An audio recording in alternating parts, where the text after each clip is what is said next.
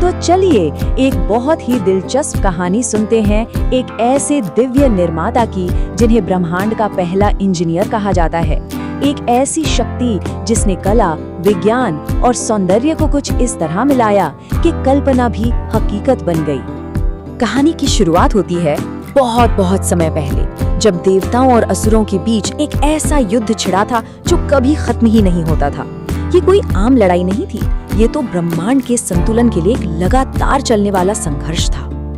तो सोचने वाली बात यह है कि इस अंतहीन लड़ाई में देवताओं को आखिर ऐसी किस चीज की जरूरत थी जिससे वो असुरों पर भारी पड़ सके।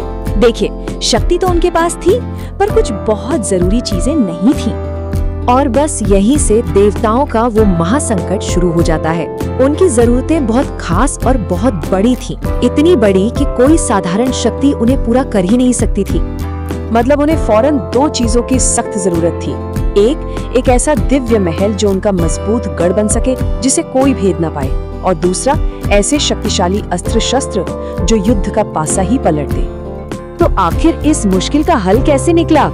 जब देवताओं की जरूरतें अपने चरम सीमा पर थीं, तब उम्मीद की एक किरण की तरह आगमन हुआ दिव्य शिल्पकार का। और तब उनकी पुकार का जवाब देने के लिए, उनकी सारी उम्मीदों को पूरा करने के लिए प्रकट हुए भगवान विश्वकर्मा। हाँ, वही स्वयं भगवान ब्रह्मा के पुत्र और इस पूरे ब्रह्मांड के दिव्य वास्तुकार। वही एक थे जिनके पास देवताओं की हर समस्या का समाधान था। और अब बात करते हैं विश्वकर्मा की उन शानदार रचनाओं की, जिन्होंने न सिर्फ इतिहास बल्कि पौराणिक कथाओं पर भी अपनी एक अलग ही छाप छोड़ी। उनकी हर एक रचना अपने आप में एक चमत्कार से कम नहीं थी। तो सबसे पहले बात करते हैं संहार के देवता भगवान शिव की। उन्हें एक ऐसे अस्त्र की जरूरत थी जो उनकी अपनी ही शक्ति से मेल खाता हो, उससे कम नहीं। तो विश्वकर्मा ने उनके लिए बनाया वो अद्वितीय त्रिशूल, एक ऐसा अस्त्र जो सृष्टि, पालन और संहार तीनों का प्रतीक है। वाकई उनकी इंजीनियरिंग का क्या कमाल का नमूना है ये। अच्छा, शिवजी के बाद बारी आई देवताओं के राजा इंद्र की। अब उनके लिए सिर्फ एक हथियार काफी नहीं था, उन्हें तो एक पूरा साम्राज्य चाहिए था, एक ऐसा गढ़ जो पूरी तरह सुरक्षित हो।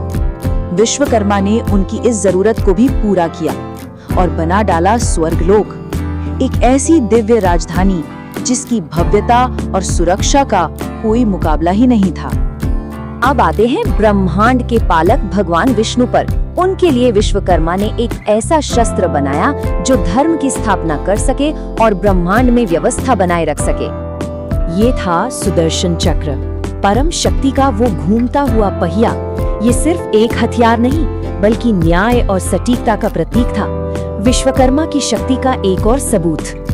लेकिन ऐसा नहीं है कि विश्वकर्मा का कमाल सिर्फ स्वर्ग तक ही सीमित था। नहीं, उनका असर तो धरती पर भी देखने को मिला, जहां पांडव राजकुमारों को एक नए राज्य की जरूरत थी। उनके लिए विश्वकर्मा ने रचा इंद्रप्रस्थ, एक ऐसा जादुई और मायावी शहर जो असल में ब्रह्म और वास्तुकला का एक अद्भुत खेल था, जहां जमीन कब पानी बन जाए पता ही नहीं चलता था। तो इन सारी रचनाओं को देखकर हम पहुंचते हैं प्रथम अभियंता की विरासत पर। ये सिर्फ कुछ चीजें बनाने की बात नहीं थी, ये एक पूरा दर्शन था, एक अलग ही नजरिया था। लेकिन उनकी विरासत में जो बात सबसे अहमियत रखती है वो है ये शब्द प्रथम। वो सिर्फ एक इंजीनियर नहीं थे, वो सबसे पहले थे जिन्होंने निर्माण की नींव रखी। और इसीलिए आज भी उन्हें सृष्टि का प्रथम अभियंता कहा जाता है। ये उपाधि उनके बेजोड़ कौशल और उनकी दूरदर्शिता को एक सम्मान है। कला, विज्ञान और सौंदर्य का अद्भुत मेल। सच कहूँ तो यही एक लाइन उनकी हर रचना का निचोड़ है। ये दिखाता है कि उनके लिए कोई भी निर्माण सिर्फ काम की चीज नहीं, बल्कि एक कला थी। उनका काम सिर्फ देवताओं की सेवा तक ही सीमित नहीं था, बल्कि उन्होंने तो पूरे ब्रह्मांड के लिए निर्माण किया। उनकी विरासत आज भी हर बनाने वाले, हर कलाकार को प्रेरणा देती है।